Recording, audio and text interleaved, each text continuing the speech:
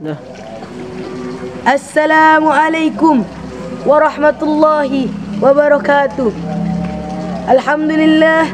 Alhamdulillahilladzi arsala rasulahu basyiran wa nadhiran wa da'iyan ilallahi wa sirajan muniran. Wa sallallahu alaihi wa ala alihi wa man balagha risalatahu wa sallama tasliman katsiran. Allahumma fassalli wa sallim wa karrim wa majjid wa azim ala habibina wa syafi'ina wa maulana Muhammadin wa ala alihi wa sahbihi ajmain, amma ba'du. Marilah kita panjatkan puja serta puji syukur kita atas kehadiran Allah Subhanahu wa taala yang mana telah memberikan kita nikmat sehat wal afiat sehingga kita dapat berkumpul di tempat yang mulia ini, sehingga kita dapat bertatap wajah walau jarak yang memisahkan kita. Tidak lupa pula kita panjatkan salawat serta salam pada Habibina al-Mahbub Sayyidina wa Maulana Muhammadin wa ala alihi wa sahbihi ajmain, amma ba'du. Pertama-tama yang saya hormati para dewan juri yang mudah-mudahan Allah sehatkan badannya, Allah tambahkan rezekinya, dan Allah permudahkan segala suatu urusannya. Setelah 2 tahun kita semua berperang melawan pandemi ini, maka jadilah salah satu masa-masa tersulit bagi kami seluruh rakyat Indonesia yang menghadapi COVID-19.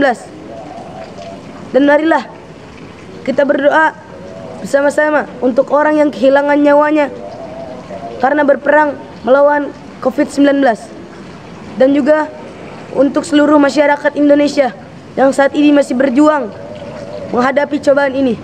Ya Allah, Ya Rahman, Ya Rahim, lindungilah negeri kami ya Allah daripada bala, musibah dan wabah ya Allah. Sesungguhnya di luar sana banyak saudara-saudara kami yang sedang sakit ya Allah.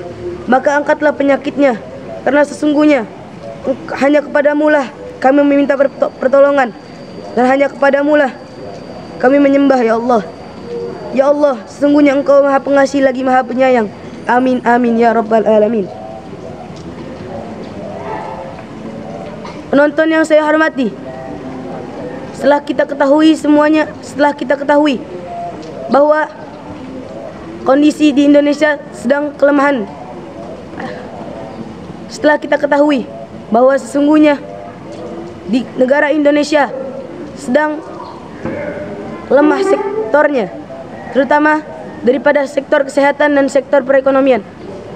Sektor perekonomian di dalam negara Indonesia sangat memprihatinkan, apalagi bagi masyarakat yang mata pencahariannya mengharuskan ia untuk keluar rumah. Sedangkan PPKM yang sedang berlangsung mengharuskan mereka untuk menaati peraturan yang telah ditentukan oleh aparat.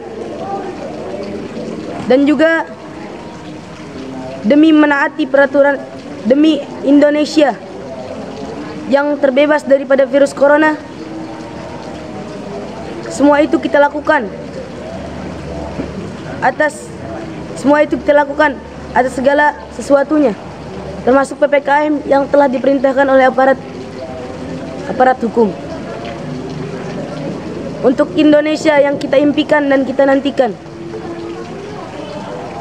Kali ini saya ingin berpesan kepada seluruh masyarakat Indonesia untuk selalu bersabar dalam menghadapi cobaan ini, seperti yang dijelaskan oleh Allah Subhanahu wa taala di dalam surah Al-Baqarah ayat 45.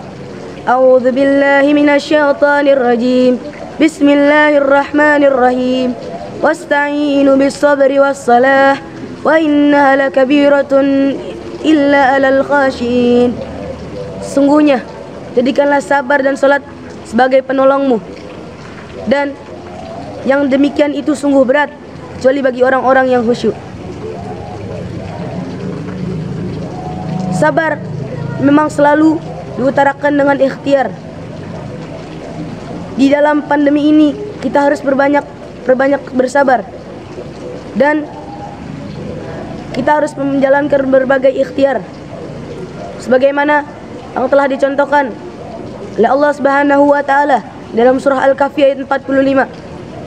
Dan bukanlah bagi mereka manusia sebagai perumpamaan di bumi, maka air hujan yang kami turunkan dari langit sehingga menyuburkan tumbuh-tumbuhan, dan tumbuh-tumbuhan itu menjadi kering sehingga diterbangkan oleh angin. Dan Allah Maha Kuasa atas segala sesuatu. Dijelaskan juga di dalam kitab Tafsir Al-Qutubi, air jikalau digunakan secukupnya niscaya bermanfaat bagi tumbuhan. Akan tetapi jikalau air digunakan secara berlebihan, niscaya tumbuhan itu akan rusak. Itu pula kepada pemilik duniawi, jikalau ia memanfaatkan dunianya untuk kepentingan banyak orang dan memanfaatkan dunianya untuk dirinya sendiri hanya secukupnya, niscaya orang itu akan selamat dunia akhirat.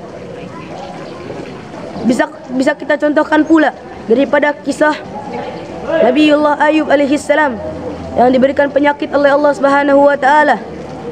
Allah Subhanahu wa taala menghilangkan seluruh nikmatnya, harta kekayaannya diambil oleh Allah Subhanahu wa taala satu persatu. Anak Nabi Ayub alaihissalam diambil oleh Allah Subhanahu wa taala. Dan yang lebih parahnya, penyakit tersebut adalah penyakit kulit yang sangat menjijikan, yang pada waktu itu belum ada obatnya. Orang-orang di sekitar Nabi Ayub alaihissalam meninggalkan beliau.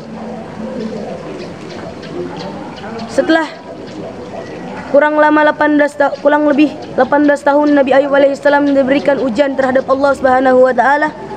Allah Subhanahu wa taala mengganti ujian tersebut menjadi nikmat yang sungguh amat besar. Jika Allah Subhanahu wa taala memberikan penyakit, maka kita harus percaya jika Allah Subhanahu wa taala memberikan penyakit pasti ada obatnya, atau manusia yang tidak dapat mengatasinya. Dan dijelaskan oleh Allah Subhanahu wa taala di dalam firman-Nya dalam surah Al-Baqarah ayat 286.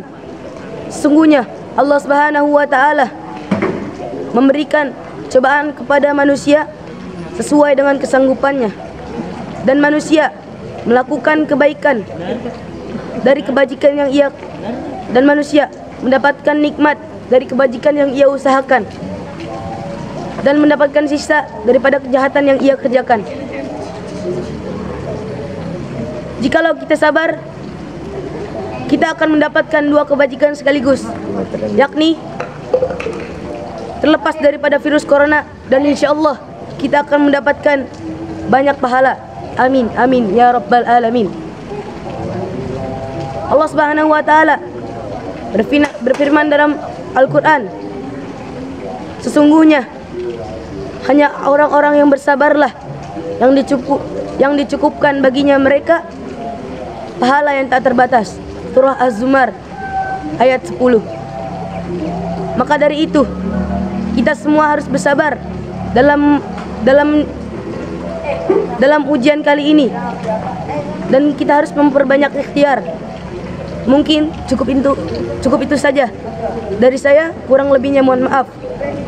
Bila ada kesalahan kata, wabillahi taufik wal hidayah.